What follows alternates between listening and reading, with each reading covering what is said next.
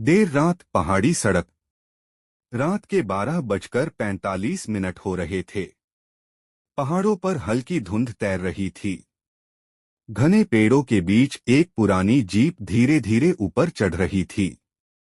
Jeep में driver Harish, उसका दोस्त विक्रम और उसकी बहन अन्या सवार थे। तीनों एक शादी से लौट रहे थे, लेकिन रास्ता बेहद सुनसान था। अचानक रेडियो खुद ब खुद ऑन हो जाता है। शोर, फुसफुसाहट और एक अजीब महिला की आवाज, उधर मत जाओ। हरीश घबरा जाता है और रेडियो बंद कर देता है। काली घाटी की चेतावनी। रास्ते में एक छोटा चाय ढाबा दिखता है।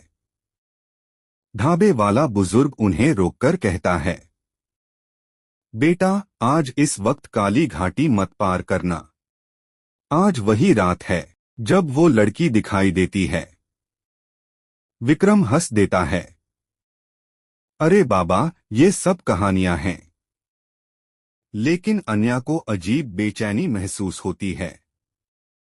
ढाबे वाला धीरे से कहता है, जिसे वो दिखती है वो सुबह तक नहीं बचता।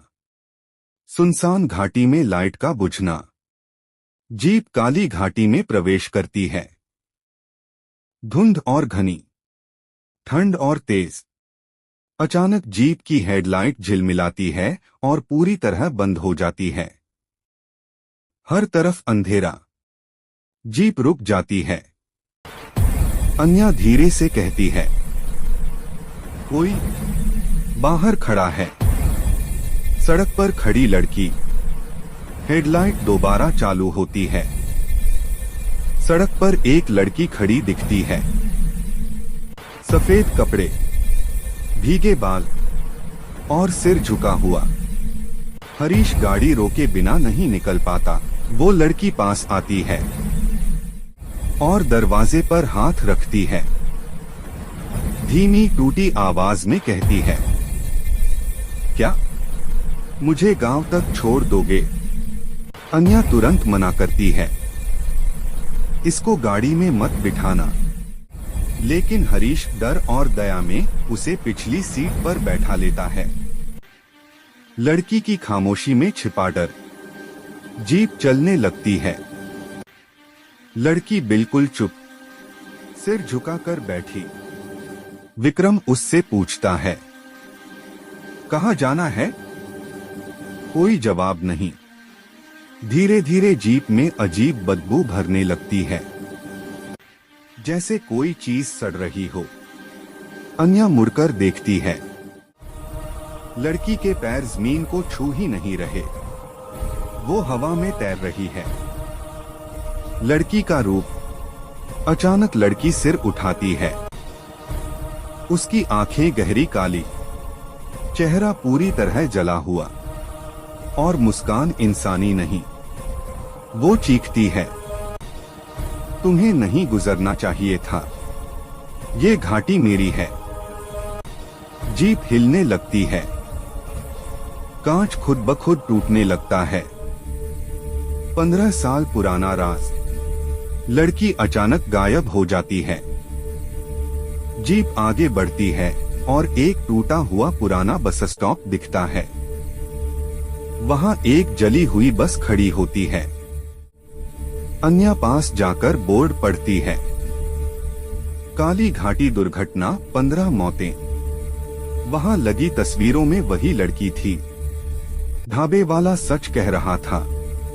विक्रम घबराकर बोलता है, यही वो है जो हर साल उसी रात दिखाई देती है। जिस रात उसकी बस जली थी। फिर से हमला। जीप स्टार्ट नहीं होती। हरीश नीचे उतरकर इंजन चेक करता है। अन्या देखती है, लड़की जीप के नीचे उल्टी लटककर हंस रही है। उसका सिर खून से भीगा है। वो फुसफुसाती है, किसने कहा था मुझे छोड़कर जाने को? वो झपट कर हरीश के पास आती है।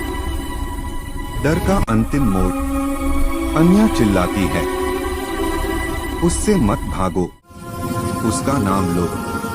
विक्रम एक पुरानी पहाड़ी मान्यता याद करता है। वो चिल्लाता है, सविता रुक जाओ। लड़की अचानक स्थिर हो जाती है। उसका चेहरा नरम होने लगता है, आंखों में आंसू आते हैं। उन्होंने मुझे बचाया नहीं। और धीरे धीरे धुंध में गायब हो जाती है। अंतिम सस्पेंस अंत का। जीप फिर से स्टार्ट हो जाती है। तीनों तेजी से घाटी पार कर जाते हैं। सुबह होने लगती है। जब वे चाय ढाबे पर वापस पहुंचते हैं, ढाबे वाला डरकर कहता है, तुम लोग कैसे बच गए? अन्या जवाब देती है, हमने उसका नाम लिया। सविता। ढाबे वाला हैरान रह जाता है। बेटा, उस लड़की का नाम सविता नहीं था।